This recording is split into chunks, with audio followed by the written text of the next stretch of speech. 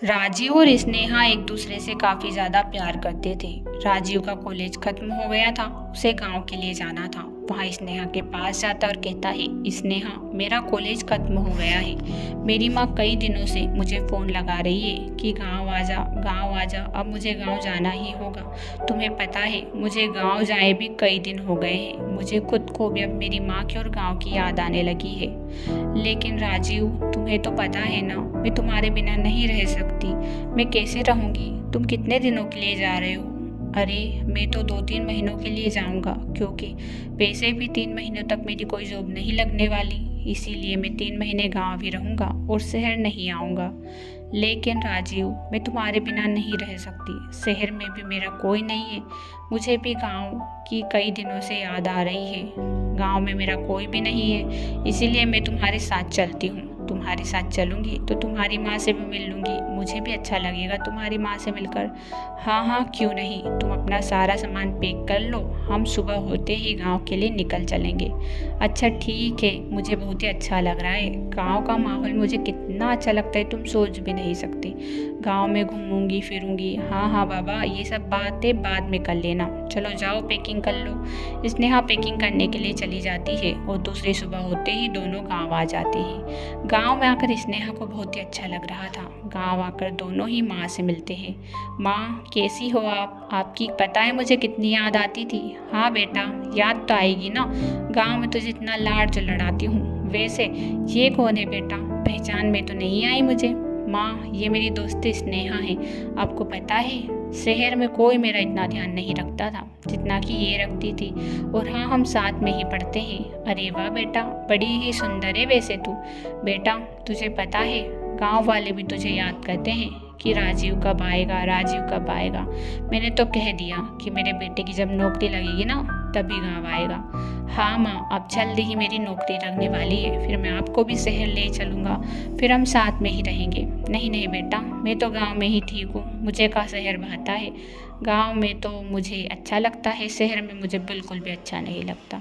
अच्छा जा, तू फ्रेश हो जा, इतने में मैं तेरे लिए नाश्ता बना देती हूँ। अब क्या था, राजीव अपने कमरे में चला जाता है। स्नेहा राजीव की माँ से, माँ जी आपको पता है मैं आपको माँ जी क्यों कह रही हूँ? क्योंकि राजीव मेरा दोस्त है और दोस्त की माँ तो माँ ही होती है ना, इसीलिए। वैसे मुझे गांव घूमना है, क्या आप मुझे गांव घुमाओगी? अरे बेटा, गांव घूमना है तो इसमें मैं क्यों नहीं घुमाऊंगी। कल ही चलते हैं, तुझे सारा गांव दिखा कर लाऊंगी। राजीव की माँ दूसरे ही दिन स्नेहा को सारा गांव घुमाती है। स्नेहा को गांव काफ़ी ज़्यादा पसंद आता है। कितना सुंदर गांव है माँ जी। गांव में कितने अच्छी नदियाँ, झरने, तालाब सब होते हैं। शहर में तो ये सब मिलता ही नहीं है। शहर में तो सुबह होते ही काम पर जाओ, शाम को घर लौटो और फिर सो जाओ, बस यही है। हाँ बेटा, हमारे गांव की ज़िंदगी तो यही है। गांव में सुकून है, वहाँ शहर में हो ही नहीं सकता। दोनों काफ़ी देर तक गांव घूमती है, फिर घर आ जाती है। ऐसे ही कुछ समय बीतता है कि एक दिन राजीव की माँ राजीव से कहती है, राजीव बेटा, मैंने तुझसे एक सच्चाई छुपाई है, वो भी बचपन से। लेकिन मुझे अब ये सच्चाई बतानी ही पड़ेगी, क्योंकि गांव वालों ने भी मुझसे मना किया था कि ये सच्चाई तुम अपने बेटे को अभी मत बताना। इसीलिए मैंने ये सच्चाई तुम्हें नहीं बताई। मुझे पता है कि तुम्हें यहाँ जानकर बुरा भी लग सकता है, लेकिन जो भी हो, एक ना एक दिन तो तेरे सामने यहाँ सच्चाई आनी ही है। अरे माँ, आप कौन सी सच्चाई की बात कर रही हो? आपको पता है आप मेरा ब्लड प्रेशर बढ़ा रही हो, क्योंकि आप बात ही ऐसी कर रही हो। आखिर कौन सी ऐसी सच्चाई है जो आपने इतने दिनों तक मुझसे छुपा कर रखी? बेटा, जब तू 5 साल का था ना, तब मैंने तेरा पुनर्विवाह कर दिया था राधा नाम की एक लड़की के साथ। वहाँ गांव के मोनू सेठ की लड़की है। तभी से दोनों को पता भी नहीं है कि तुम दोनों की शादी हो चुकी है। और गांव वालों ने भी मना किया था कि तुझे ना बताए, क्योंकि अगर तुझे बता देते तो तेरा मन पढ़ाई में नहीं लगता। इसी वजह से हमने तेरे से यहाँ बात छुपा कर रखी। अरे माँ, आप ये क्या कह रही हो? आपने मेरे बिना परमिशन के शादी कैसे कर दी? मैं छोटा था, इसका मतलब ये थोड़ी है कि आप जिससे चाहो मेरी शादी कर दो। माँ, ऐसा थोड़ी ही होता है। बेटा, ऐसा ही होता है। बड़े होते हैं तब भी तो हमारी मर्जी से ही करते हैं ना, तो छोटे हुए तो उसमें क्या दिक्कत है?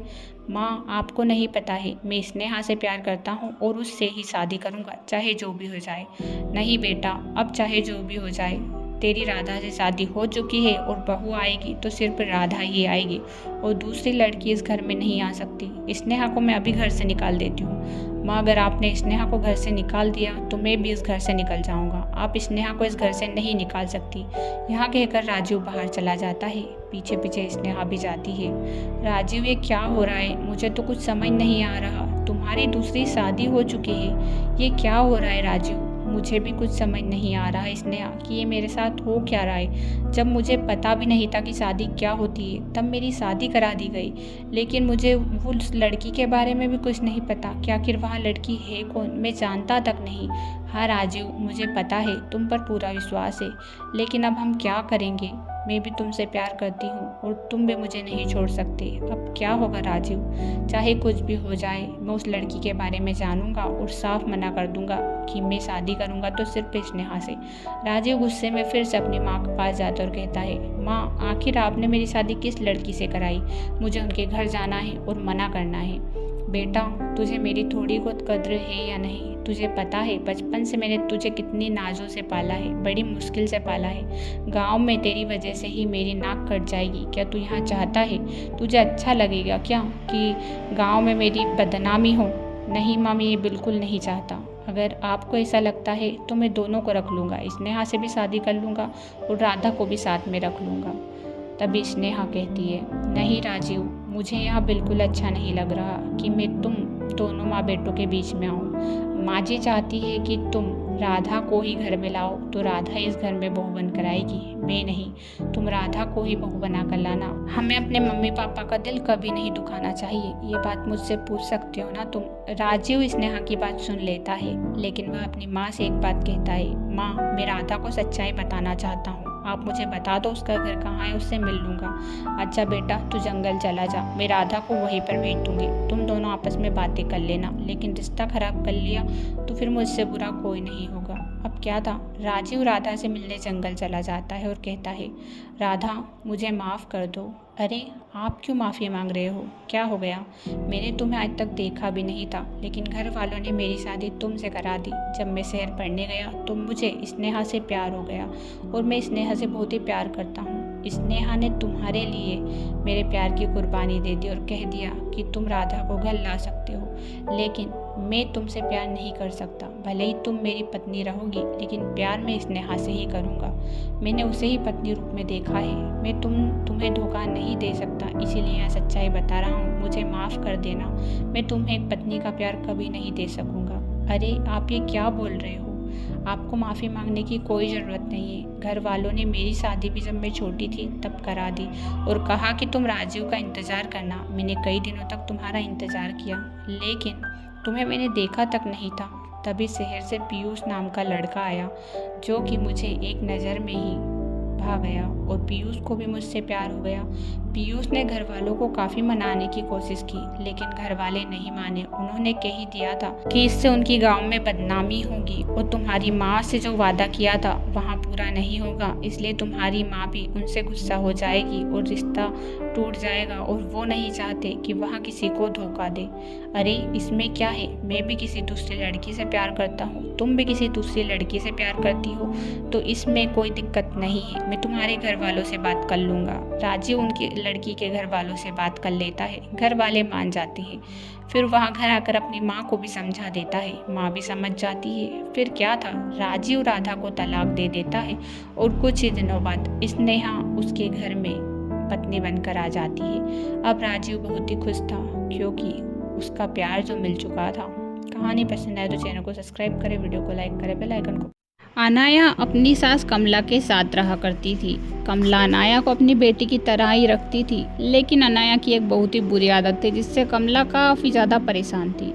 जो भी काम अनाया करती थी सब के सभी बिगाड़ देती थी, जिससे कमला हर वक्त खुद को ही कोसती थी।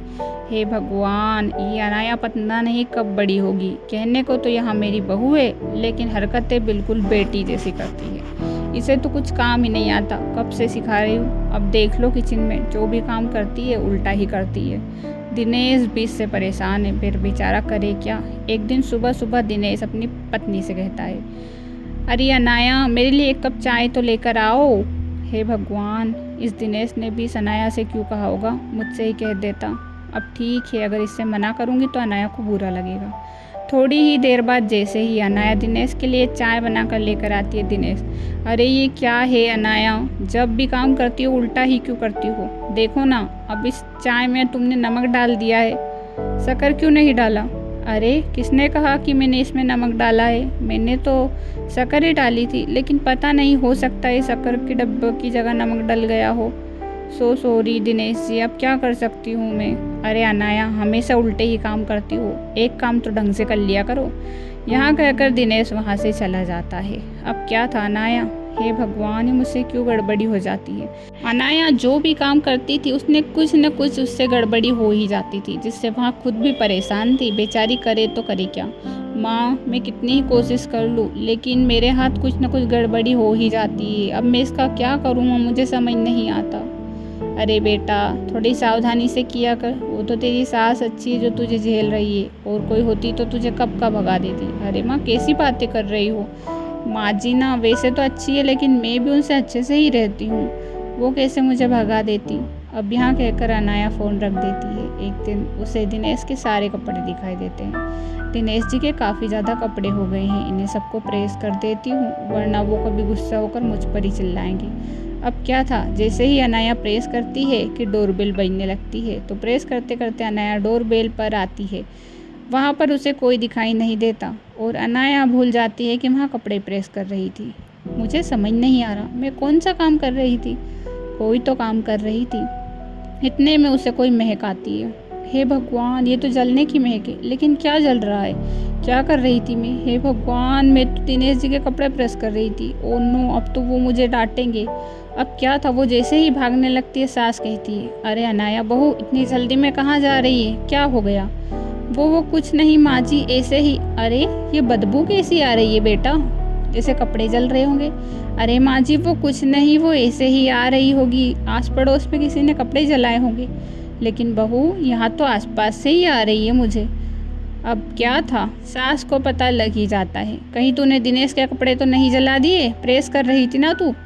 हाँ माँ जी, वो मुझसे गलती हो गई, अब क्या करूँ? वो डोरबेल बजी ना, तो इसलिए मैं बाहर आ गई और डोरबेल पर कोई नहीं था और माँ जी उनके कपड़े जल गए। माँ जी मैं क्या करूँ? अब क्या था, सास कुछ भी नहीं कहती, क्योंकि वो क्या ही कहे, बहू के हाथ गड़बड़ी हो जाती थी। अब जैसे ही दिनेश घर आता है, बेटा आज तो तू पता नहीं अपनी पत्नी पर कितना गुस्सा करेगा। पता नहीं तेरा गुस्सा करना जायज़ भी है वैसे, लेकिन माँ हुआ क्या है, आज कौन सी गड़बड़ी कर दी इसने? खाना वेना ऐसा बना दिया क्या? क्या हो गया, आप ऐसे क्यों देख रही हो मुझे? अरे बेटा, उसने तेरे सारे कपड़े जला दिए हैं। लेकिन माँ मेरे कपड़े क्यों जलाए उसने? बेटा प्रेस जो कर रही थी। हे भगवान अनाया, अब क्या था, दिनेश गुस्से से लाल उसके पास जाता है। तुम्हें समझ नहीं आता क्या अनाया? मेरे सारे कपड़े जला दिए, अब मैं ऑफिस क्या पहन कर जाऊँगा? अरे दिनेश जी, अब क्या करूं मैंने पूरी कोशिश की थी कि मैं अच्छे से ही आपके कपड़े प्रेस करूं ताकि आप खुश हो जाओ, लेकिन प्रेस करते करते सारे ही कपड़े जल गए। मैं बाहर जैसे ही डोरबेल पर गई, वहाँ कोई नहीं था, मैं भूल गई। दिनेश जी मुझे माफ़ कर दीजिए।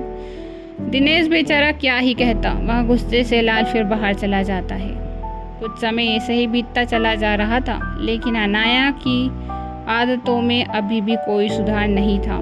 माँ, हमें अनाया का कुछ तो करना चाहिए, ऐसा कब तक चलेगा? मैं तो इससे परेशान हो चुका हूँ, जब देखो कोई ना कोई नुकसान करती ही रहती है।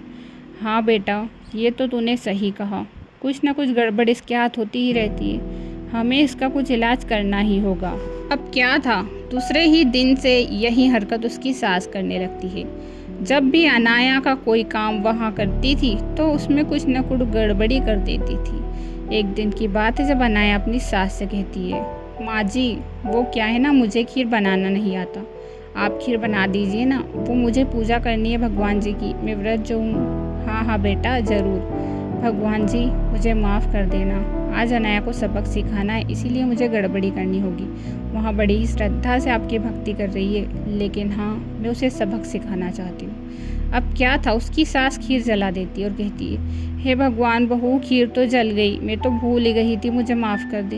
लेकिन माँ जी, खीर कैसे जल गई? मेरी पूजा में तो ज़्यादा वक्त भी नहीं बचा, हम दूसरी खीर कैसे बनाएंगे माँ जी? अब क्या कर सकते हैं बहू, यहीं चढ़ाना पड़ेगा, यहीं हो सकता है, अब क्या करें और। लेकिन माँ जी, आपको ध्यान रखना चाहिए था ना, ऐसे कैसे खीर जल गई? बहू, अब मेरा ध्यान ही नहीं रहा, मैं क्या करूँ? माँ जी, आप ध्यान नहीं रख सकती थी क्या? बहू, तू भी तो यही करती है ना, तेरा ध्यान भी कहाँ रहता है किसी भी काम में? जब भी कोई काम करती है तो उल्टा ही करती है, तो यही गुस्सा हमें भी तो आता होगा ना बहू, जैसा कि आज तुझे आ रहा है। अब क्या था, आना है अपनी सास से कुछ नहीं कहते और के थोड़ी ही देर बाद फिर, माँ जी मुझे माफ़ कर दीजिए, सच में आपने बिल्कुल सही कहा, जिस तरह आज मुझे गुस्सा आया आप सबको भी तो आता ही होगा। आपने तो मेरा एक ही काम बिगाड़ा है, लेकिन मैं तो हमेशा आपका हर काम बिगाड़ती हूँ, लेकिन फिर भी आप मुझे झेल रहे हो। मुझे माफ़ कर दीजिए माँ जी, आज के बाद से मैं ऐसा कभी नहीं करूँगी और काम पर पूरा ध्यान दूँगी। अब क्या था ना, आप जो भी काम करती थी बिल्कुल अच्छे से करती थी और काम में मन भी लगाती थी। कहानी पसंद आए तो चैनल को सब्सक्राइब, वीडियो को लाइक, बेल आइकन को प्रेस करें। Thanks for watching.